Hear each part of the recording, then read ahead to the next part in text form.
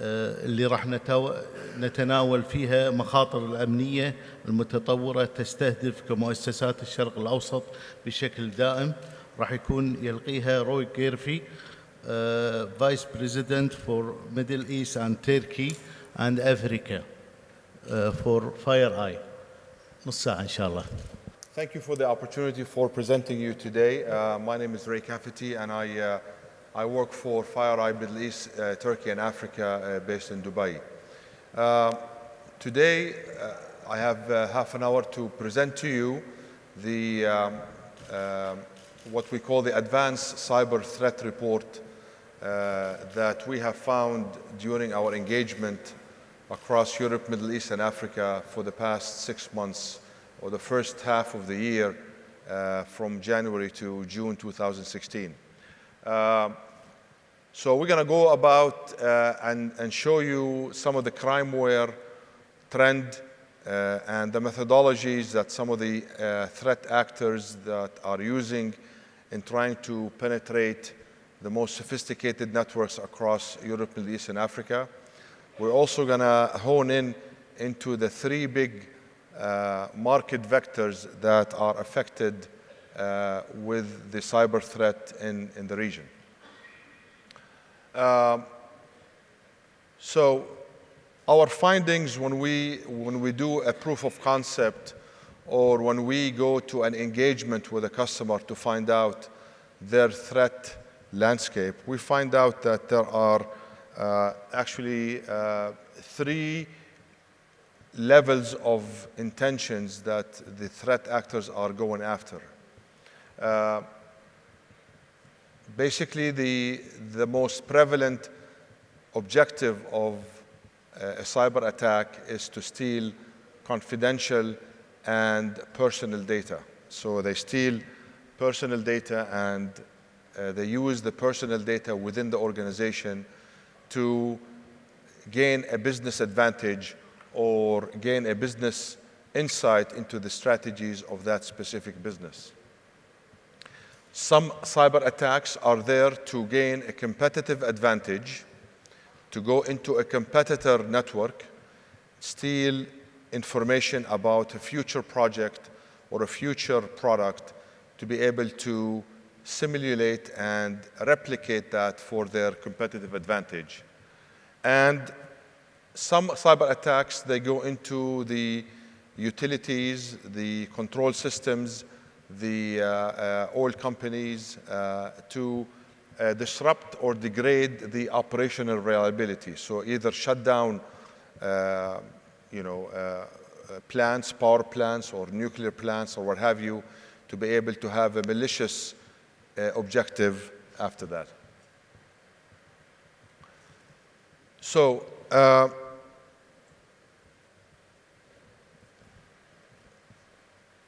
during the report that we do, or during the engagement that we do, we find out specifically, and we hone in into the tools and the techniques and the procedures they called in our market, they call the TTPs, that are used by the attacker in order to penetrate a specific network. The TTPs are extremely important because they tell us what are the threat actors and where they come from, what are their intentions, and that will enable us to devise our solutions to better prepare and better detect and block those attacks. We found in our report, the first half of the year, that there are specific countries that are listed here that are most targeted countries for cyber attacks. And I can tell you, within the Middle East, there are 3 factors why we believe that this region is a region that is targeted from a cyber perspective. I think the first reason is because this region is rich of minerals and natural resources. And whenever you have that, you have people on the outside are interested in exploiting that natural resource. Secondly, the political situation in the Middle East, unfortunately, it's quite unstable. And whenever you have instability in the political system and you always have a cyber dimension to that. So we have seen a lot of groups within certain countries within the Middle East that have invested money in establishing a cyber attack group within the government to be able to attack other governments or to take a national security dimension of it. And the thirdly is, again, this region is a wealthy region, has a lot of money, a lot of fortunate individuals and a lot of high-valued companies. And whenever you have money and high-value individuals, you will have people interested in exploiting them for monetary purposes. We also found that the energy and oil, government and aerospace in Europe, Middle East, and Africa are the three major market vectors that are targeted by cyber attackers. So this is just the monthly trend from January 15th to June 15th on what we called APT only or malware only. APT stands for Advanced, Persistent, and Targeted Threats. So APTs are the new generation of cyber target attacks. And malware or any other malware that are viruses and malware and Trojans that are currently available in the market. So we've seen that the APTs or the new generation infections are growing steadily in the Middle East, steadily in Europe, Middle East, and Africa, including our region. So that shows us that the cyber criminals and the threat actors out there are persistently targeting enterprises, oil and gas, and governments across the region. So they try once, and they don't get in. They keep repeating, and they keep changing their tools, techniques, and procedures to be able to penetrate. And if you're a targeted organization, rest assured that the cyber threat actors will find a way to penetrate your network. These are two examples of, we call them threat campaigns that have launched in the past 6 months, a campaign called Drydex and Crydex, and the ransomware. I'm sure you all heard about ransomware. It's a very interesting chart because it shows us that the Drydex and the Crydex campaign are actually growing over the period of 6 months, whereas the ransomware is going down. So that tells us that the sophisticated and the complicated campaigns by the threat actors on the internet are increasing month by month. And the advanced targeted threats are not going to stop tomorrow, but they're going to keep on increasing in its complexity, increasing on their techniques and tools. And that's why organizations across the region have to adapt or have to equip themselves with solutions that are able to detect and block these type of cyber campaigns. So this is just some of the findings that we have been able to gather from the recent campaigns that are called Drydex and Crydex. So these campaigns usually are targeting financial institutions' websites. So they distribute their load or their attack through spam emails, and then the spam emails contains attachments that are infected. So the awareness of the user if he double-click on that spam email or that spam attachment, then the whole infection transfers down to the consumer or the employee's desktop, and from then it can go anywhere it wants in the organization. So they try to get a foothold into the organization, and from there it expands laterally to the rest of the organization. And the objective of any attack is to establish a presence in the network and to communicate with what we call the command and control server on the internet. Every cyber threat group, they establish command and control centers on the internet, and they send Trojans, they send exploits to get a foothold on organizations, and they will be calling that command and control server so that a communication is established between your private network and a server on the internet that belongs to the cyber attacker. Once the communication is established, then that threat actor or that cyber attacker has now a direct communication and link into your network, and he can start sending commands. It's like really physical war, but really it's on a cyber dimension. So the connection is established, they have a direct backdoor into your network, and from then certain commands can be transferred down to do anything that is required to steal data, steal money, and whatever malicious intentions is there for the cyber attacker to do.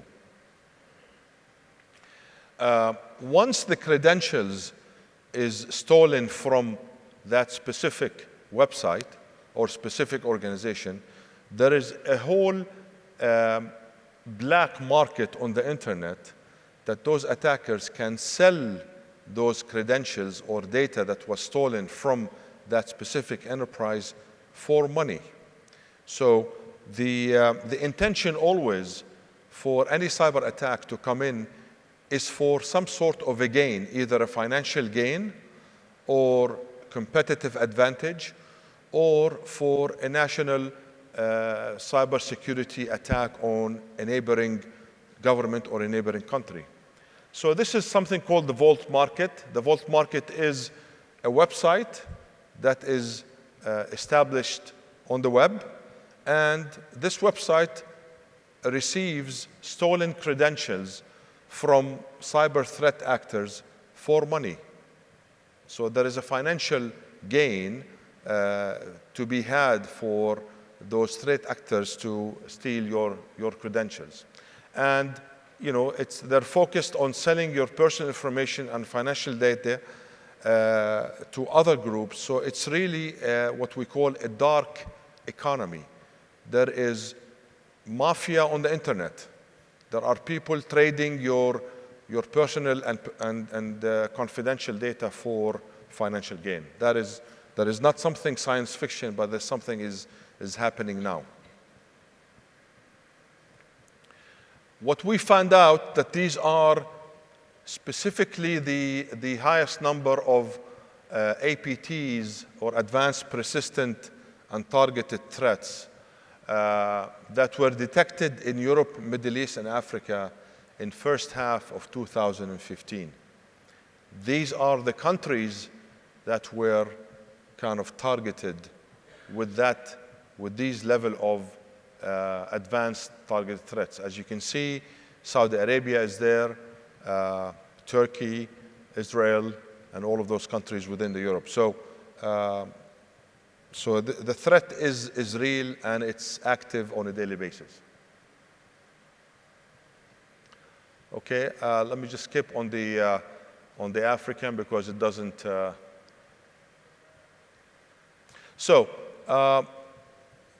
These are the families of the advanced, persistent, and targeted threats that are used in the first half of 2015 to launch their attack. And we're going to go through some level of depth on each one of them. Okay. So some of the verticals that were targeted across Europe, Middle East, and Africa, the main one was the governments, right? So the governments across Europe, Middle East, and Africa, and including our region, are constantly being facing threats from people who are interested in what we call citizen data, revenue data, and other data for stealing their data for their financial advantage. There are threat actors that are doing espionage activities, حملات تجسسية between countries that have different political agendas. So they devise a campaign on a certain country to do an espionage campaign on it and gather some sensitive interior or intelligent data for them. Like I said, the Middle East, with its political volatility, and you just turn on the news and you see what is happening in our backyard, coupled with the large oil and mineral reserves that we have across our region, it presents a perfect medium for cyber threat groups to be interested in our region. So this is an example of a campaign called apt.kaba. We see that this is the most relevant campaign that are used to attack government organizations across our region. We found that this is fueled by Chinese APT groups, and these are some of the characteristics of that campaign. The malware is capable of downloading and uploading files within your network, and it can implement custom protocols to provide smooth communication between your network and the command and control center that belongs to the threat actors. So government is absolutely the most sensitive sector across Middle East, Turkey, and Africa that are targeted by those type of campaigns. So some of the backdoor communication between a government network and the command and control center provides some SQL database. So it really are interested in the actual data that the government owns. So these are what we saw, some of the APT groups, the Chinese APT groups that we have identified them. They're called APT 9, 10, 17, 20, 22, 26, and 27. Every cyber threat group is characterized by a name. And we have found through our involvement and engagement within our region that these are Chinese-based APT groups that are targeting government entities in the Middle East. We also found another campaign called apt.runback that is targeting the Turkish intelligence entities. And I'm sure you've seen on the TV the political turmoil in Turkey between the current government and maybe some of the political parties they have. So the cyber dimension of that is a group called apt.runback that is targeting the intelligence community in Turkey. The financial services, the banks and the financial services across Middle East and across Europe are also the second most targeted vector or market vector that for APT attacks. And mainly they come from China-based APT actors and to support economic reforms and maybe financial gains within China. And they do that because they know the financial services and the banks have money. And they are interested in actually the theft or the stealing the funds that are available on those organizations. So one campaign we have consistently saw in the financial services group is something called APT.LV. It's the most prevalent threat within the financial sector, and this is some of the intricate details we found about those campaigns. So it can allow you to do file uploads and downloads, and it can allow you to modify some of the registry within the files. These are some technical details that you might not be aware of, but these are very sophisticated campaigns that are able to penetrate and change some of the variables within your file system in the organization. Again, any attack or any advanced threat attack should enable communication back to a command and control server. So the APT.LV will allow threat actors to create variant based on configuration of the command and control server. So it is very important that they establish a foothold in the bank or in the financial services company. Once they establish a foothold, they have to call back home to report their coordinates that says, hey, I'm alive in this bank, XYZ. My coordinates is 123, and I'm ready for your command, Mr. Master. So the master will send any command, says, move here, there, in the bank and gives instructions. Somebody is giving instructions to a small agent, a cyber agent within your bank. And we see in Middle Eastern and African threat actors are using this malware to use it as a tool to penetrate the banks in the Middle East. The defense, the military, the aerospace sector is also another targeted market in Europe, Middle East, and Africa. And they're motivated by actually military and economic interest. You don't have to launch a physical war against an adversary. You only can sit behind a laptop and devise a sophisticated APT attack, and you can just press the button and you can launch an attack into your adversary.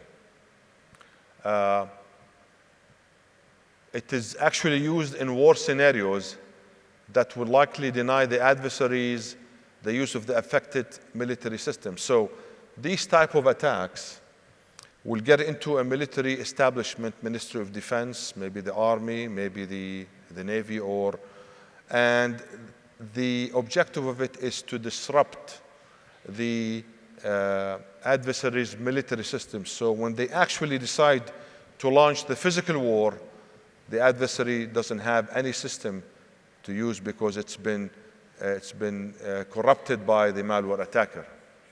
The APT.NSO1 is the most used threat within the defense and the aerospace sector. And these are some of the techniques and tools that the attackers are using in launching their attack. So, in summary, what would the conclusion and recommendation that is best put for enterprises and governments across the Middle East and Africa? Well, you have to assume that your organization is a target and your security controls are compromised.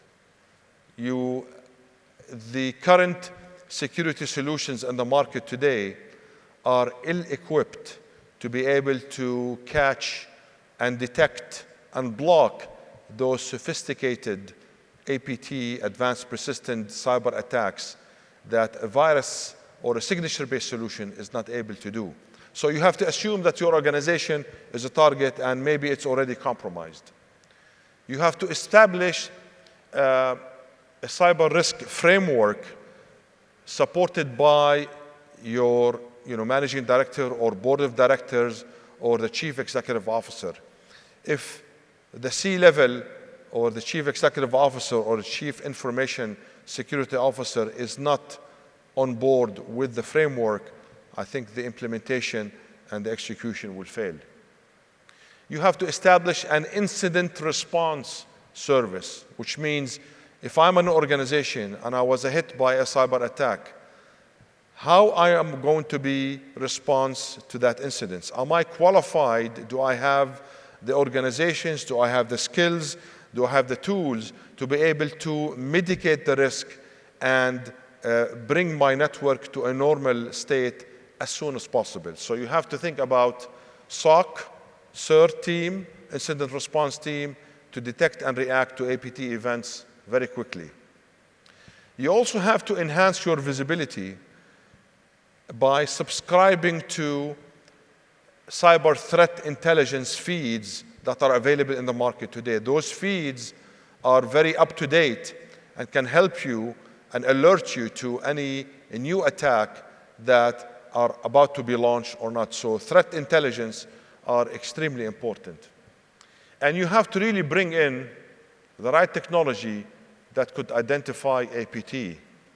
And FireEye is in the business of providing solutions and services and technologies to be able to capture, detect, and capture those attacks before they come to your network and before they start doing the damage and stealing the data and corrupting your networks further. So we welcome the idea or welcome the chance for us to discuss your requirements one-to-one, and we rest assured that FireEye has the advanced technology and services and intelligence to allow you to provide a fortified wall that can prevent those attacks from ever entering your network. Thank you very much for that. Thank you.